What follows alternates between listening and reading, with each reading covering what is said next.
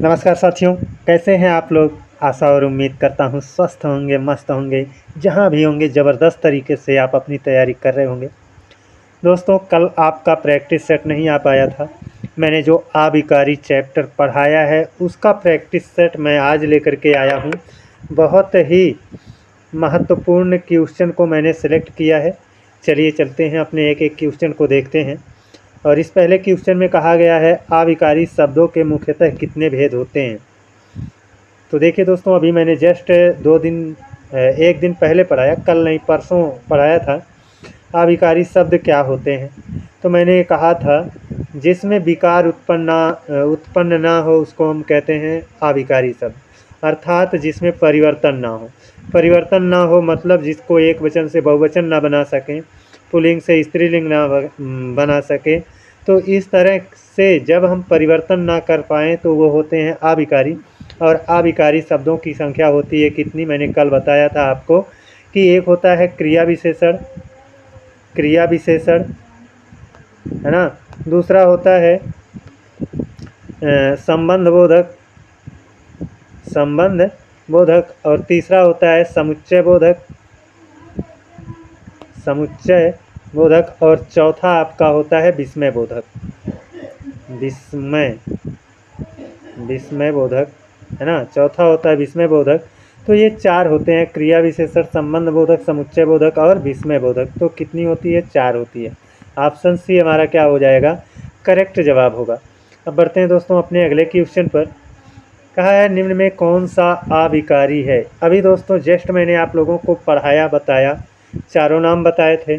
तो चारों नामों में से आपको एक नाम दिख रहा होगा यहाँ पर, तो कौन सा है वो आपका। यहाँ पर एक विशेषण दिया गया है और बी वाले विकल्प में क्रिया विशेषण दिया गया है, सी वाले में सर्वनाम दिया गया है, डी में दिया गया है क्रिया। तो देखिए दोस्तों, ये जो विशेषण होता है, जो सर्वनाम होता है और जो क्रिया होता है, ये तीनों तो होते हैं आपके विकारी शब्द। क्या होते हैं, ये तीनों विकारी होते हैं। लेकिन आपका ये जो क्रिया विशेषण होता है, ये होता है आपका क्रिया विशेषण जो होता है ये आपका होता है अविकारी, है ना। और हमसे पूछा क्या गया है, हमसे पूछा गया है अविकारी शब्द, है ना। कौन अविकारी है उसे पूछा गया है, तो क्रिया विशेषण सही जवाब होगा। ऑप्शन भी करेक्ट है। बढ़ते हैं अपने अगले क्वेश्चन पर। कह रहा आरिका विद्यालय कब जाती है। इस वाक्य में अविकारी शब्द है, तो आरिका विद्यालय कब जाती है, इसमें अविकारी शब्द कौन सा है। आरिका विद्यालय कब जाती है। अभी मैंने आप लोगों को बताया था कि अविकारी होता क्या है। तो अविकारी होता है जिसमें परिवर्तन ना हो, है ना। आरिका एक नाम है और नाम में तो आप जानते हैं इसका बहुवचन, एक वचन, द्विवचन, बहुवचन होता है। संस्कृत में आपने पढ़ा होगा राम का रूप, है ना। राम है रामो रामा, रामम रामो रामान, है ना, पढ़े होंगे। तो क्या है कि राम एक वचन में, राम दो वचन में, राम है रामो, रामो मतलब दो राम, है ना। और फिर राम है रामो रामान, है ना।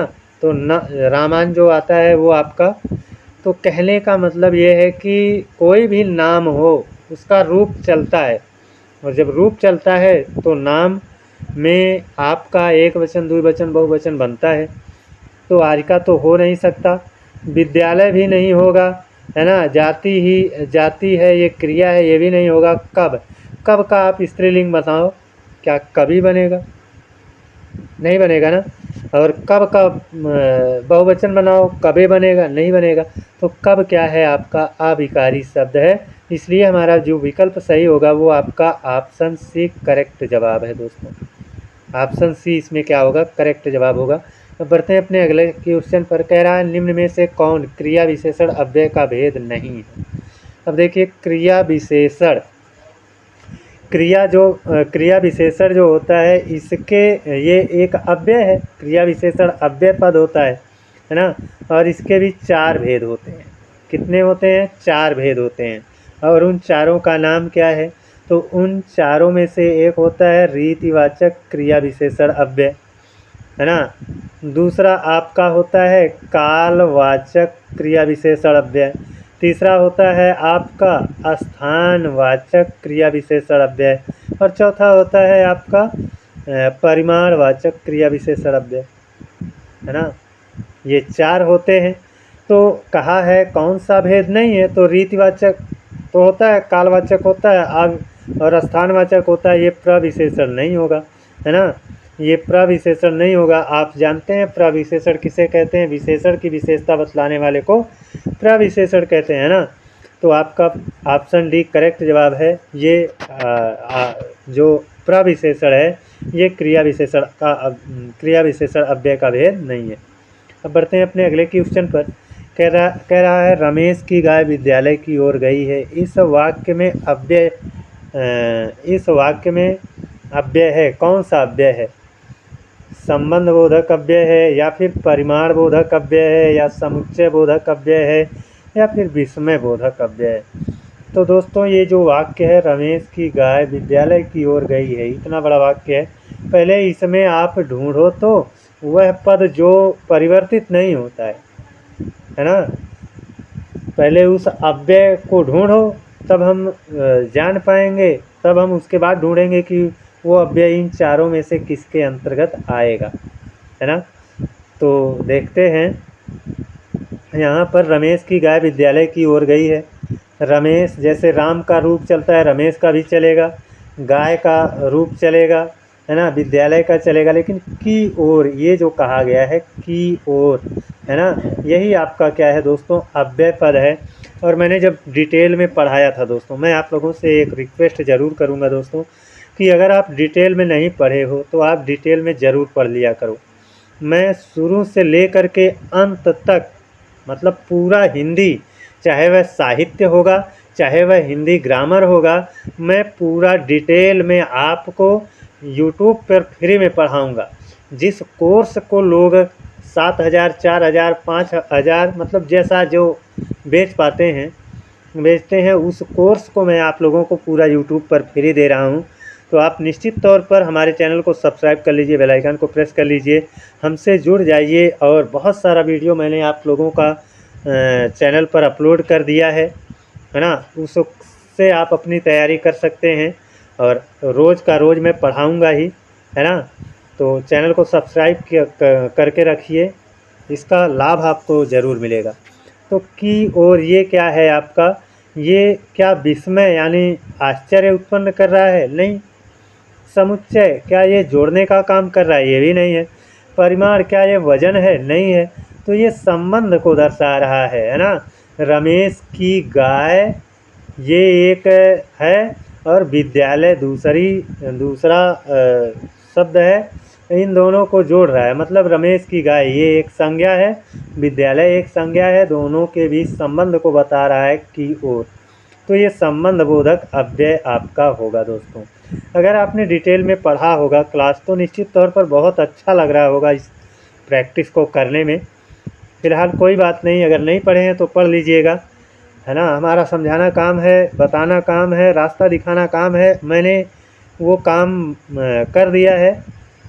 अब देखते हैं अपना अगला। कह रहा है निम्न में समुच्चय बोधक अव्यय है। समुच्चय, देखिए दोस्तों, समुच्चय बोधक अव्यय क्या होता है? उसे हम कहते हैं जो दो शब्दों को जोड़ दे, है ना, या फिर दो वाक्यों को जोड़ दे, उनको हम कहते हैं क्या? समुच्चय। अब यहाँ पर तेज क्या है? तेज ये तो रीति है ना। ये क्या बताएगा? तरीका बताता है। रीत का मतलब तरीका होता है ना। चलने के तरीके को बताएगा। जैसे वह तेज चलता है तो चलने का वो ढंग बता रहा है, तो तेज रीतिवाचक है। रीत का मतलब तरीका या ढंग होता है। हे राम, ये तो विस्मय है ना। हे राम, यहाँ पर विस्मय बोधक चिन्ह ऐसे लगता है। हे राम, ये तो विस्मय है। ये क्या है? विस्मय बोधक अव्यय है। बहुत, है ना। जैसे हम कहें तुम्हारी गाय बहुत पानी पीती है, तो बहुत क्या है? पानी की विशेषता बतला रहा है। बहुत पानी है, सॉरी दोस्तों, है ना। यहाँ पर अगर पानी की विशेषता बतलाएगा तब तो आपका विशेषण हो जाएगा, आपका क्रिया विशेषण नहीं हो पाएगा, है ना। तो ऐसे कहा जाए कि जैसे कह दिया जाए पश्चिम बंगाल में बहुत पटसन होती है, है ना। तो यहाँ पर ये परिमाण को दर्शा रहा है। क्या दिखा रहा है? परिमाण यानी वजन को, मात्रा को दर्शा रहा है। लेकिन जो शब्द होगा ना, ये आपका दोस्तों समुच्चय बोधक होगा। दो वाक्यों को जोड़ेगा। जैसे राम स्कूल जाता है किंतु किंतु पढ़ता नहीं है। तो राम स्कूल जाता है ये एक वाक्य है ना। पढ़ता नहीं है ये दूसरा वाक्य है। किंतु उनको जोड़ रहा है, तो क्या ये क्या हो गया? जोड़ने का काम कर रहा है। और जोड़ेंगे तभी तो समुच्चय बनेगा, समूह बनेगा। तो ये आपका समुच्चय बोधक यही है। तो समुच्चय बोधक पूछ रहा था, तो आपका ऑप्शन डी करेक्ट जवाब हो जाएगा। बढ़ते हैं आप अपने अगले क्वेश्चन पर। कह रहा है निम्न में स्थानवाचक क्रिया विशेषण अव्यय है। स्थानवाचक यानी स्थान को जो दर्शाएगा, स्थान का बोध कराएगा। एक है आपका कब, दूसरा है कहाँ, तीसरा है कितना, और डी है आपका धीरे धीरे। धीरे धीरे तो ये आपका क्या है दोस्तों? ढंग बता रहा है, तरीका बता रहा है, रीति बता रहा है, रीतिवाचक है ना। रीतिवाचक क्रिया विशेषण अव्यय है। अभी मैंने आप लोगों को बताया था क्रिया विशेषण के 4 भेद होते हैं। उसमें से एक है रीतिवाचक, दूसरा है परिमाणवाचक, तीसरा है कालवाचक, और चौथा आपका होता है स्थानवाचक, है ना। तो वही है, ये रीतिवाचक है। कितना, कितना ये आपका क्या हो जाएगा? वजन को दर्शाएगा, तो ये परिमाणवाचक हो जाएगा। कहाँ, है ना, ये परिमाणवाचक। कहाँ, कहाँ का मतलब क्या है? स्थान। जैसे कहाँ जा रहे हो, कहाँ मतलब कोई स्थान होगा, वहाँ जाने की बात हो रही है। तो एक स्थानवाचक हो जाएगा, स्थानवाचक क्रिया विशेषण अव्यय हो जाएगा। कब, कब जब कहोगे ना, तो ये समय को दर्शाएगा। किसको दर्शाएगा? ये आपका समय को दर्शाएगा। जैसे हम कहते हैं कब आओगे, कब आओगे मतलब परसों आएगा, या 2 बजे आएगा, है ना, या साल भर के बाद आएगा। तो कब क्या दर्शा रहा है? एक समय को दर्शा रहा है। और हमारा कहा है स्थानवाचक, तो स्थान को कौन दर्शा रहा है दोस्तों? कहाँ दर्शा रहा है? ऑप्शन बी हमारा क्या हो जाएगा? करेक्ट जवाब हो जाएगा। आगे बढ़ते हैं। कह रहा है निम्न में समुच्चय बोधक अव्यय बताइए। अब समुच्चय बोधक अव्यय हमको पहचानना है दोस्तों, है ना। समुच्चय मतलब जो दो लोगों को जोड़ दे, दो वाक्यों को जोड़े या दो संज्ञाओं को जोड़े, है ना। जल के बिना जीवन असंभव है। के बिना, ये जो है दोस्तों ना, ये के बिना जो है ये संबंध बोधक है। ये क्या है? संबंध बोधक अव्यय है। तुम और मैं, और जो है ये, और जो है यही तो है समुच्चय बोधक। आपका समुच्चय बोधक यही है, समुच्चय, है ना। समुच्चय लिख पाना थोड़ा मुश्किल होगा। समुच्चय बोधक यही है। और हमारा ऑप्शन बी करेक्ट जवाब हो गया। लेकिन सी में भी देख लेते हैं। तुम कहाँ पर बैठे हो, कहाँ का मतलब स्थान हो जाएगा ना। ये क्या हो जाएगा? एक स्थान हो जाएगा। तुम कितना पानी पीते हो, यहाँ पर कितना, हाँ, कितना, ये आपका क्या हो गया? परिमाणवाचक हो गया। क्या हो गया? परिमाणवाचक हो गया। अब बढ़ते हैं दोस्तों अपने अगले क्वेश्चन पर। इसमें हमारा बी वाला ऑप्शन सही है। कह रहा है निम्न में संबंध बोधक अव्यय कौन सा है? संबंध को जो दर्शाएगा, संबंध को बताएगा, है ना। अभी एक क्वेश्चन हुआ था शायद संबंधवाचक का, है ना। मेरे चारों ओर लोग इकट्ठा हो गए। वह पढ़ता तो है परंतु पास नहीं होता है। रमेश पढ़ने में तेज है। वाह क्या मस्त मिठाई थी। देखिए किसी के मुंह में पानी तो नहीं आया ना। मिठाई का नाम लेने से किसी के मुंह में, बहुत लोगों के मुंह में पानी आ जाता है ना। इमली का नाम ले लो तो बहुत लोगों के मुंह में पानी आ जाता है। तो खट्टी मीठी चीज़ों का नाम जब आ जाता है तो मुंह में पानी आ जाता है। ऐसे नहीं सबको थोड़ा आता है, किसी किसी को आ जाता है ना। चलो इसमें बताओ आप क्या है? मेरे चारों ओर लोग इकट्ठा हो गए। यहाँ पर मेरे चारों ओर, ये जो चारों ओर है ना दोस्तों, ये संबंध को दर्शा रहा है। यही तो है, हमारा पहला ही विकल्प सही हो गया। संबंध बोधक अव्यय को दर्शा रहा है। ऑप्शन ए हमारा करेक्ट जवाब हो गया। लेकिन हम तीनों में और देख लेते हैं। 3 जो आगे और हैं उनको भी देख लेते हैं। वह पढ़ता तो है परंतु, परंतु ये क्या है? दोनों को जोड़ रहा है। वह पढ़ता तो है, पास नहीं होता है। दोनों को जोड़ रहा है, तो ये जोड़ने का कार्य कर रहा है। तो समुच्चय क्या हो जाएगा? समुच्चय। अब आप तीसरे में बताओ तो। रमेश पढ़ने में तेज है। तेज ये क्या है? रीति है ना, ढंग है। ये क्या है, रीतिवाचक है। और ये रीतिवाचक क्रिया विशेषण है ना, क्रिया विशेषण में आएगा, क्रिया विशेषण। संबंध बोधक, समुच्चय बोधक, ये रीतिवाचक क्रिया विशेषण हो जाएगा। वाह क्या मस्त मिठाई थी, है ना। तो वाह क्या है, विस्मय, विस्मय उत्पन्न कर रहा है ना, विस्मय बोधक है, विस्मय बोधक आपका हो जाएगा। बढ़ते हैं दोस्तों अपने अगले क्वेश्चन पर। कह रहा है किस विकल्प में क्रिया विशेषण अव्यय है। क्रिया की विशेषता बतलाने वाला अव्यय पूछ रहा है ना। अन्वी मंद मंद मुस्कुराती है, अन्वी मंद मंद मंद मुस्कुराती है। तो यहाँ पर दोस्तों ये मुस्कुराना, मुस्कुराने की विशेषता है मंद मंद, है ना।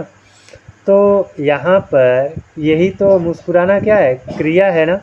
और जब ये मुस्कुराना क्या है, क्रिया है, और इस क्रिया की विशेषता बतलाई गई है मंद मंद, तो यही तो क्रिया विशेषण अव्यय है, यही क्रिया विशेषण अव्यय है। हमारा ऑप्शन ए ही क्या हो गया, करेक्ट जवाब हो गया। अब दूसरे में देख लेते हैं। वह गाय दूध नहीं देती है। अगर यहाँ पर हम देखेंगे तो वह गाय, यहाँ पर जो वह है ना,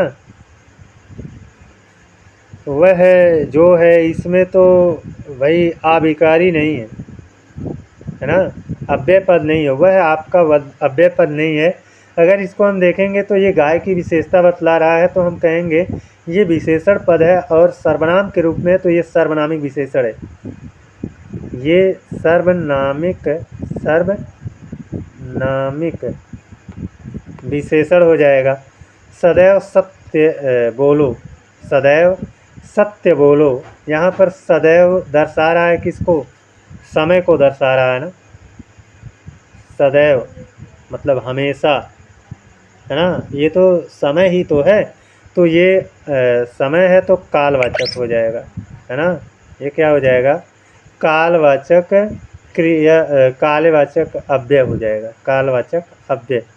तो दोस्तों शायद 10 ही क्वेश्चन मैंने लिया था, लेकिन 10 क्वेश्चन में आप बहुत कुछ सीखे होंगे। लगभग मैं आपका अव्यय पूरा रिवीजन करवाया हूँ, और ज़्यादा नहीं, 16 या 17 मिनट हुआ है। 16 या 17 मिनट में अगर आपको 10 क्वेश्चन और सभी विकल्पों को व्याख्या करते हुए अगर हो रहा है, तो कम टाइम में ज़्यादा रिवीजन हो रहा है, बेहतर रिवीजन हो रहा है। तो हम तो यही भाई कहेंगे, क्योंकि मेरा चैनल है, तो चाहे स्वार्थवश कहिए चाहे जिस बस, हम तो यही कहेंगे कि आप हमारे चैनल को ज्वाइन कर लीजिए, है ना। चैनल को सब्सक्राइब कर लीजिए, बेल आइकन को प्रेस कर लीजिए, और निश्चित तौर पर एक बेहतर कंटेंट आपको मिलता रहेगा। तो आज के लिए इतना ही। जय हिंद, वंदे मातरम।